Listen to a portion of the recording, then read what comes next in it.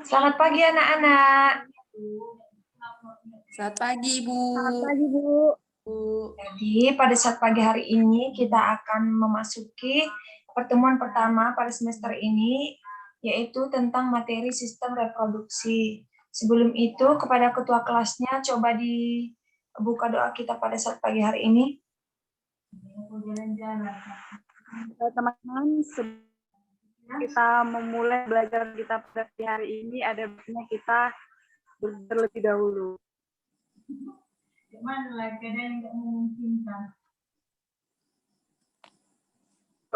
Hai. Baik, terima kasih. Selanjutnya Ibu akan ngecek kehadiran kalian terlebih dahulu. Kepada ketua kelasnya, coba dicek teman-temannya ada yang hadir atau tidak. Ada yang absen? Atau hadir semua? Hadir semua. Baik, berarti hadir semua ya. Sebelum itu, Ibu akan men-share screen terlebih dahulu materi kita pada saat pagi hari ini.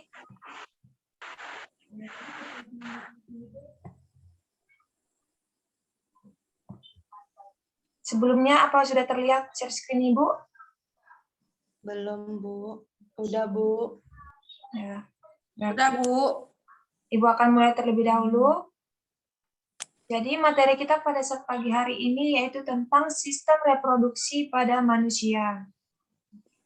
Nah, di sini Ibu akan bertanya terlebih dahulu kepada kalian, pada sistem reproduksi perempuan memproduksi atau menghasilkan apa? Siapa yang bisa jawab? Saya, Bu. Ya, silakan. Kalau menurut saya, Bu, sistem reproduksi perempuan itu menghasilkan sel telur, Bu. Ya, benar ya. Selanjutnya, soal kedua itu ada pada sistem reproduksi laki-laki menghasilkan apa? Siapa yang bisa jawab?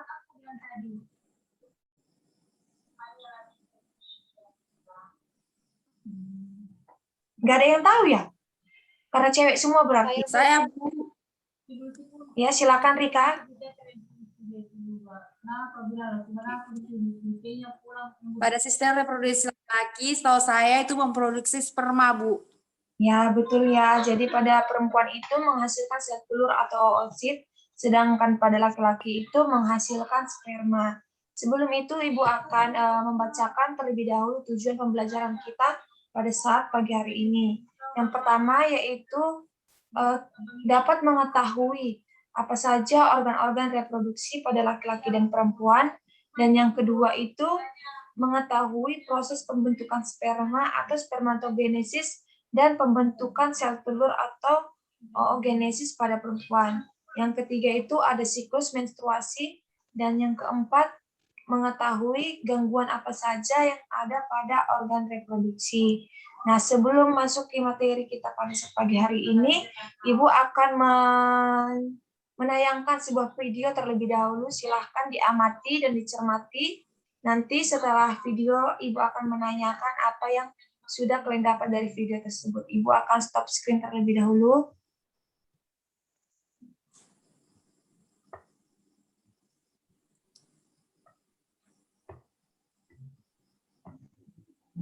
Sebelumnya videonya sudah terlihat apa belum? Sudah, Bu. Nah, jadi silakan diamati ya anak-anak. Ibu. Human reproductive system. The human reproductive system includes the male reproductive system, which functions to produce and deposit sperm, and the female reproductive system, which functions to produce egg cells, and to protect and nourish the fetus until birth. Human reproduction usually involves internal fertilization by sexual intercourse. In this process, male inserts its penis into female vagina and ejaculates semen, which contains sperm. Male reproductive system.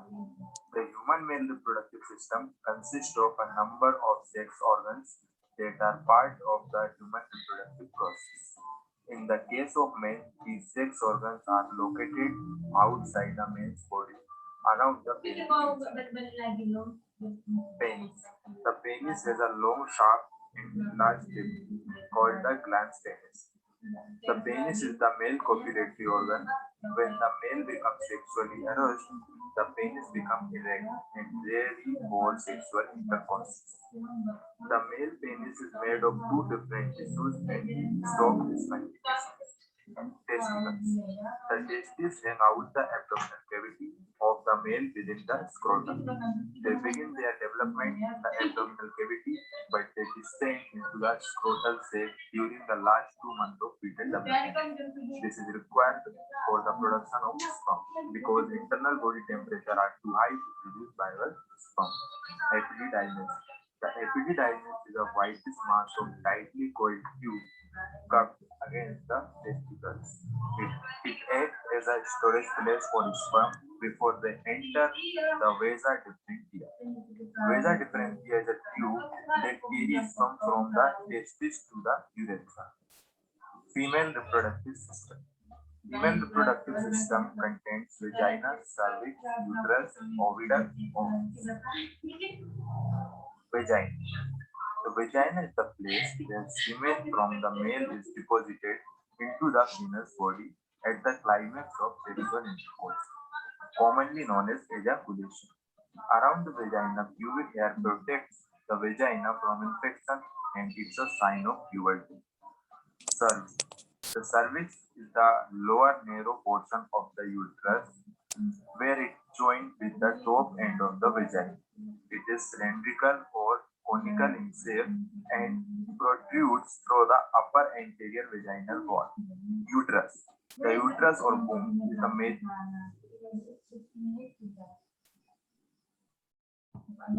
Baik, sudah selesai ya videonya.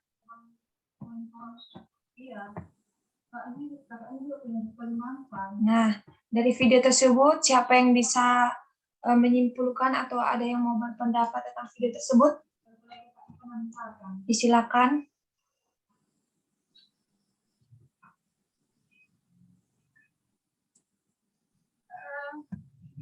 Ada yang mau menyampaikan pendapatnya tentang video tersebut?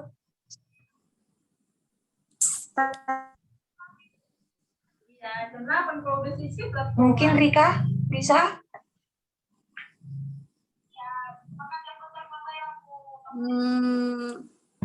Ini sistem reproduksi ini Bu termasuk dalam kategori reproduksi seksual ya? Ya, betul Nak. Berarti ini prosesnya antara pertumbuhan sperma dengan ovum yang menjadi fertilisasi yang menghasilkan pembuahan yang berbentuk zigot ya?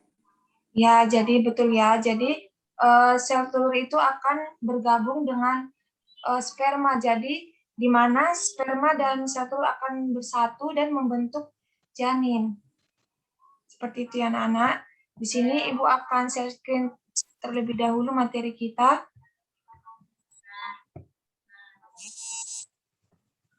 Halo.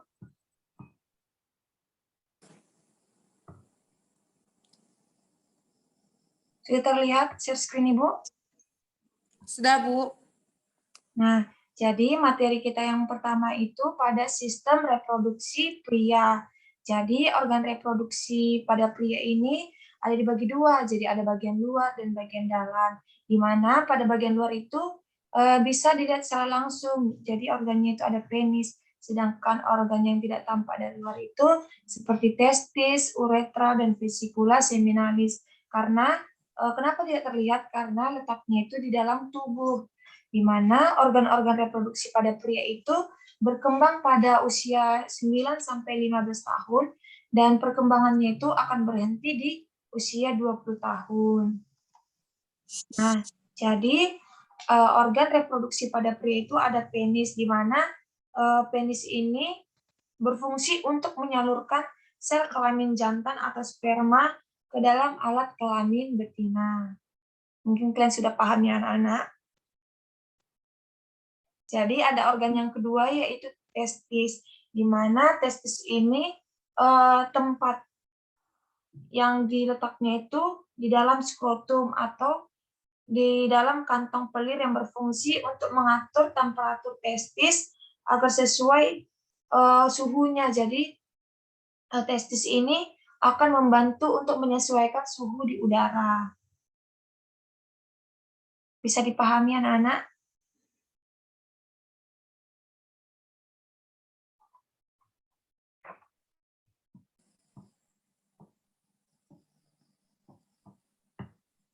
Bisa, Bu. Nah, selanjutnya di sini yaitu tentang proses pembentukan sperma. Ada yang tahu bagaimana proses pembentukan sperma?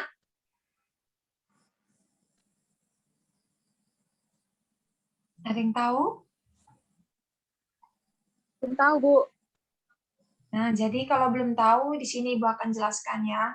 Jadi proses pembentukan sperma itu terjadi di dalam testis, di mana pembentukan sperma itu disebut juga dengan spermatogenesis.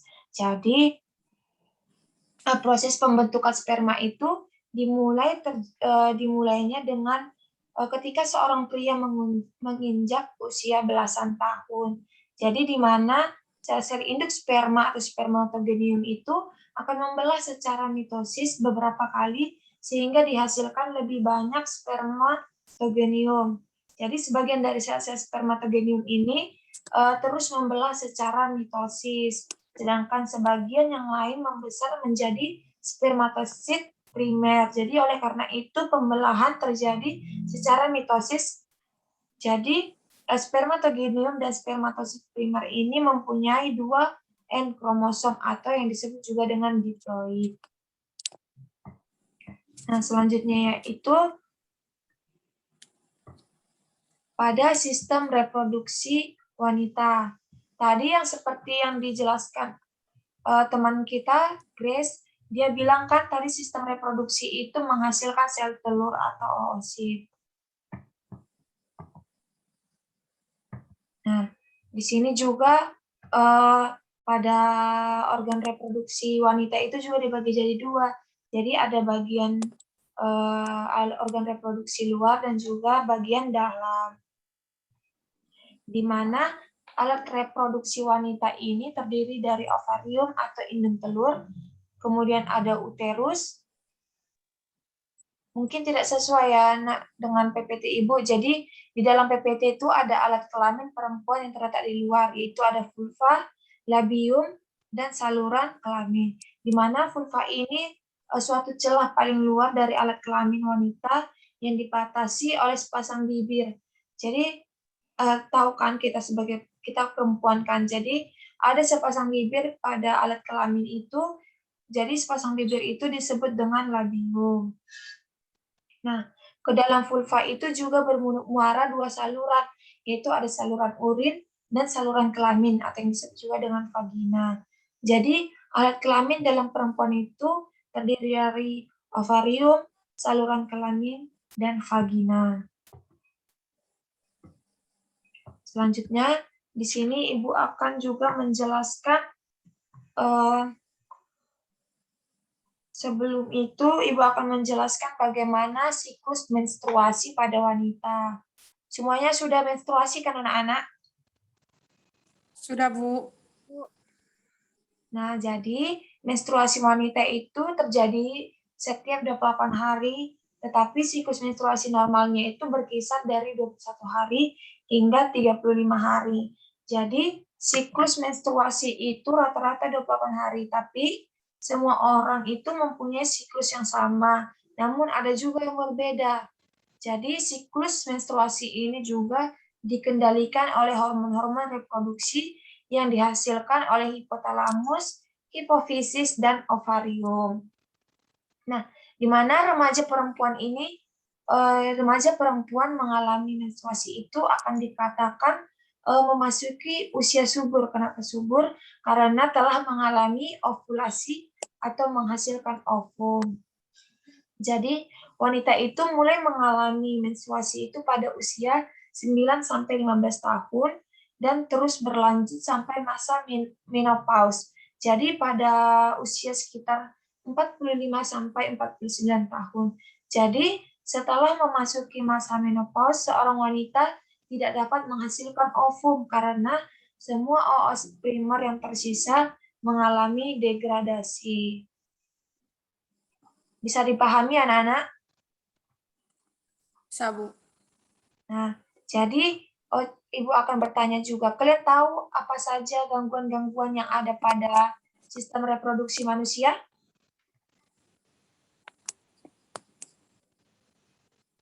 Ada yang tahu apa-apa aja gangguan pada sistem reproduksi manusia?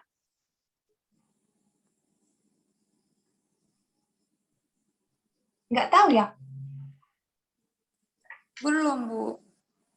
Jadi, Nggak tahu. kan kita sering dengar ya, kan ada penyakit HIV. Pernah dengar kan penyakit HIV atau AIDS? Pernah, Bu. Nah, jadi penyakit itu dari sistem reproduksi, di mana penyakit HIV atau AIDS ini menular. Jadi penyakit ini menular bisa dari satu orang ke yang lain karena adanya suatu hubungan intim.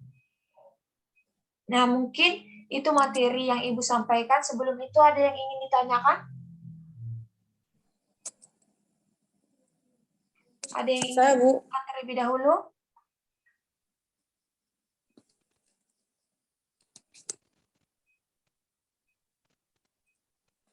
Ada yang Bu, saya mau bertanya, berarti ini kan siklus menstruasi wanita itu kan terdiri dari setiap tanggal 28 hari atau berkisaran 21 sampai 35 hari nih.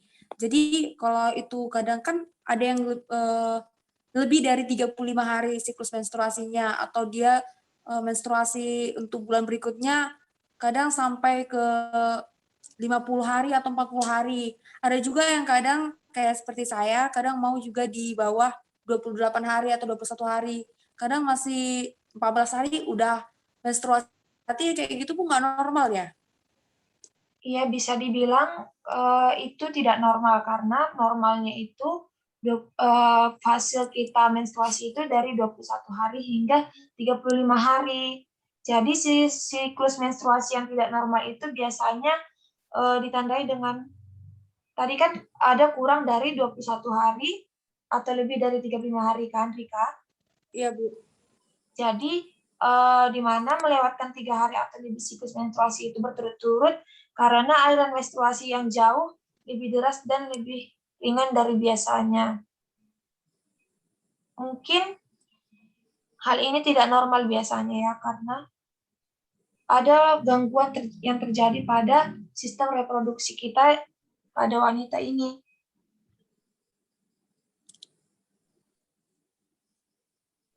Bisa dipahami atau belum paham? Bisa, Bu. Nah, mungkin itu materi yang Ibu sampaikan pada saat pagi hari ini. Sebelum itu, di sini Ibu akan memberikan kalian terlebih dahulu tugas kelompok. Jadi, Ibu akan membagikan kelompok kalian terlebih dahulu. Silakan. Ini Ibu serahkan kepada kalian saja. Jadi, masing-masing setiap orang itu membuat kelompoknya menjadi 4 kelompok. Jadi kalian ada berapa orang?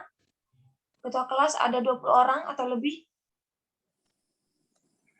Ada 25 orang, Bu. Nah, jadi bisa dibagi ya jadi 4 kelompok.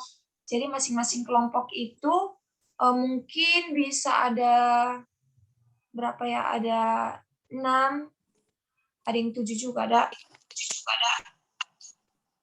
Ya, Bu. Nah, jadi silakan bentuk kelompoknya masing-masing di sini. Di grup WA tadi sudah Ibu bagikan LDPD, lembar diskusi peserta didik, sudah dilihatkan anak-anak? Sudah, Bu. Sudah, Bu. Nah, jadi silakan didiskusikannya pada masing-masing kelompoknya. Jadi di dalam LDPD itu sudah Ibu sediakan lembar diskusinya, ada pertanyaan-pertanyaan mengenai gangguan-gangguan apa saja penyebab dan akibatnya pada sistem reproduksi manusia. Silakan didiskusikan. Jadi minggu depan akan kita bahas kembali. Jadi silakan diselesaikan tugas kelompoknya sebaik mungkin. Jadi minggu depan itu Ibu akan tunjuk satu-satu setiap kelompoknya. untuk maju untuk mempresentasikan hasil diskusinya, jadi kelompok lain bisa menanggapi. Bisa dipahami ya nak tugas kelompoknya? Bisa, Bu. Nah sebelum itu ada yang ingin ditanyakan? Deadline pengumpulannya kapan ya, Bu? Jadi deadline pengumpulannya itu seminggu sebelum seminggunya ya. Jadi ini hari Senin kan. Jadi mungkin minggu malam terakhir kalian mengumpulkan kepada ibu filenya saja. Jadi minggu depan kita akan diskusikan. Silakan dipersiapkan sebaik mungkin. Paham ya anak-anak tugasnya? Paham, Bu. Ada lagi ditanyakan? Tidak, Bu. Nah, kalau begitu ibu-ibu yang bertanya ya. Jadi dari materi yang sudah Ibu sampaikan, ada yang bisa menyimpulkan dari materi kita hari ini?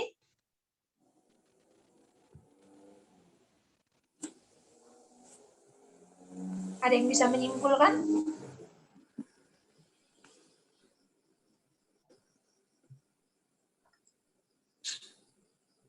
Enggak ada ya?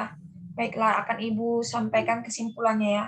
Jadi kesimpulan pada hari ini, materi hari ini yaitu gimana sistem reproduksi pada manusia itu ada reproduksi pada pria dan wanita, di mana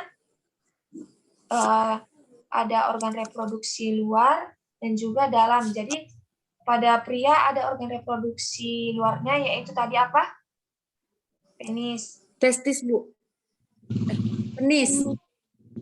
Penis, Bu. Nah, Penis. jadi organ luar itu bisa kita amati secara langsung. Nah, mungkin itu saja materi pada hari ini yang dapat Ibu sampaikan. Jadi silakan dibaca-baca lagi materi Ibu ini, akan Ibu share ke WA grup kita, silakan dibaca-baca lagi, diamati ya. Jadi mungkin sampai Bu. pembelajaran kita pada saat hari ini. Sebelum Ibu menutupnya, silahkan ketua kelasnya ditutup dengan doa. Baiklah teman-teman, sebelum kita mengakhiri kelas kita pada pagi hari ini, ada baiknya kita berdoa. Doa dimulai. Doa selesai. Baik. Sudah selesai ya pembelajaran kita pada saat pagi hari ini anak-anak. Ibu ucapkan terima kasih, tapi jangan lupa ya tugasnya minggu depan dikumpul. Ya, Bu. Baiklah, Ibu tutup ya anak-anak. Terima kasih. Sama-sama, Bu. Terima kasih kembali.